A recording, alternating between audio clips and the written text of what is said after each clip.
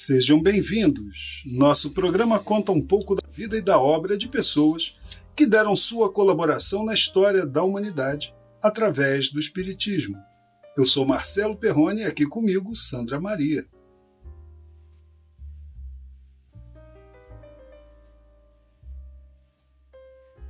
O programa de hoje é dedicado a Amélie Gabrielle Boudet, ilustre esposa de Allan Kardec, o codificador da doutrina espírita. Amélie Boudet nasceu em Thiais, cidade do menor e mais populoso departamento francês, o Sena, aos 23 de novembro de 1795. Filha de Julien Louis Boudet, proprietário e antigo tabelião, homem bem colocado na vida, e de Julien Louis Cinéat de Lacombe. A menina Amélie era filha única e, aliando desde cedo grande vivacidade e forte interesse pelos estudos, não foi um problema para os pais, por sua fina educação moral e seus dotes intelectuais. Após cursar o colégio primário, estabeleceu-se em Paris com a família, ingressando numa escola normal, de onde saiu diplomada como professora de primeira classe. Culta e inteligente, chegou a dar à luz 3 obras: Contos Primaveris, 1825, Noções de Desenho, 1826, O Essencial em Belas Artes, 1828. Vivendo em Paris, no mundo das letras e do ensino, quis o destino que um dia a senhorita Amélie Boudet deparasse com o professor Hippolyte Léon Denisard Rival. De estatura baixa, mas bem proporcionada, gentil, graciosa e vivaz, denunciava uma inteligência admirável. Amélie Boudet logo se fez notar pelo professor Rival, em quem reconheceu de imediato um homem verdadeiramente superior, culto, polido e reto. Casaram-se no dia 6 de fevereiro de 1832. Amélie Boudet tinha 9 anos mais que o professor Rival, mas tal era a sua jovialidade física e espiritual que aparentava a mesma idade do marido. Jamais essa diferença constituiu entrave à felicidade de ambos. Depois de concluir seus estudos com Pestalozzi, o professor Rival fundara em Paris um instituto técnico com orientação baseada nos métodos pestalozzianos. Madame Rival associou-se ao esposo na tarefa educacional que ele vinha desempenhando. Em 1835, o casal sofreu doloroso revés. Aquele estabelecimento de ensino foi obrigado a cerrar suas portas e a entrar em liquidação. Amparando-se mutuamente, ambos se lançaram a maiores trabalhos. Durante o dia, enquanto o marido se encarregava da contabilidade de casas comerciais, Amélie colaborava na preparação dos cursos gratuitos que haviam organizado na própria residência e que funcionaram de 1835 a 1840. Assim, encerramos o primeiro bloco do programa de hoje. Não saia daí e voltaremos a seguir.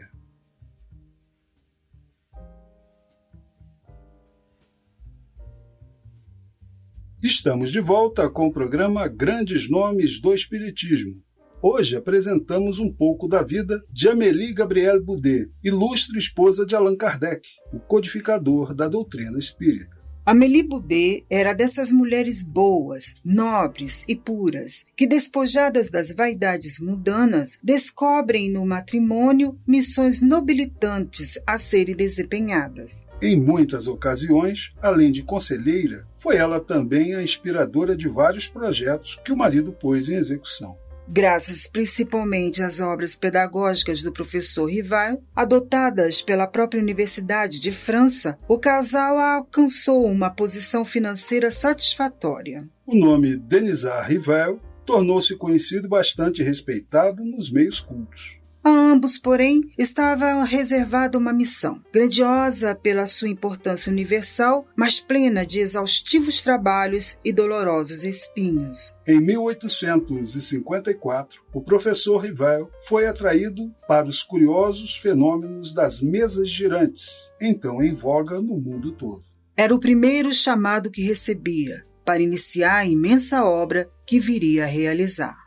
Outros convites do além se seguiram, e em meados de 1855, na casa da família Baudin, o professor Rival iniciou os seus primeiros estudos sérios sobre os citados fenômenos, entrevendo ali a chave do problema que durante milênios viveu na obscuridade. Acompanhando o esposo nessas investigações, ela tomava conhecimento dos fatos que descerravam para a humanidade novos horizontes de felicidade. Tornou-se ela verdadeira secretária do esposo, secundando-o nos novos e bem mais árduos trabalhos que agora lhe tomavam todo o tempo, estimulando, incentivando no cumprimento de sua missão. Lançado o Livro dos Espíritos em 1857, no ano seguinte, com o apoio tão somente de sua esposa, deu a lume o primeiro número da Revista Espírita, periódico que alcançou mais de um século de existência grandemente benéfica ao espiritismo.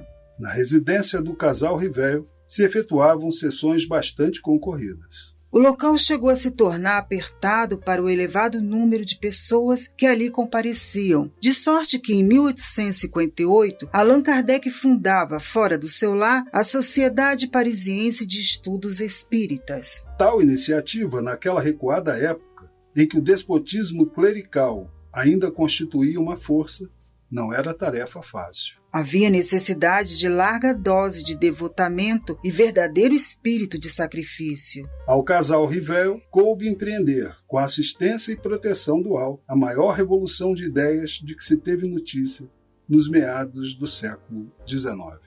Allan Kardec foi alvo do ódio, da injúria, da calúnia, da inveja, do ciúme e do despeito de inimigos gratuitos que a todo custo queriam conservar a luz sob o alqueire. Intrigas, traições, insultos, ingratidões, tudo de mal cercou o ilustre reformador, mas em todos os momentos de provas e dificuldades, encontrou sempre, no terno afeto de sua nobre esposa, amparo e consolação. Kardec mantinha vasta correspondência epistolar e não fosse a ajuda de sua esposa nesse setor, sem dúvida não sobraria tempo para se dedicar ao preparo dos livros da codificação. Amélie, sempre que suas forças lhe permitiam, acompanhou o marido nas viagens empreendidas por ele, entre 1860 e 1864, cujas despesas corriam por conta do próprio casal. Aos 31 de março de 1869, com 65 anos de idade, desencarnava subitamente Allan Kardec. Foi uma perda irreparável para o mundo espiritista, lançando em consternação a todos quantos o amaram. Ante a partida do querido companheiro para a espiritualidade, portou-se como verdadeiro espírita, cheia de fé e estoicismo, conquanto, como é natural, abalada no profundo do ser. Agora viúva, e de cujas obras, revista e livraria passou a ser a única proprietária legal, Madame Allan Kardec achou por bem, no interesse da doutrina, conceder todos os anos certa verba para uma Caixa Geral do Espiritismo. Fechamos assim o segundo bloco do programa. Não saia daí, voltaremos a seguir. Estamos de volta com o programa Grandes Nomes do Espiritismo. Hoje apresentamos um pouco da vida de Amélie Boudet, ilustre esposa de Allan Kardec, o codificador da doutrina espírita.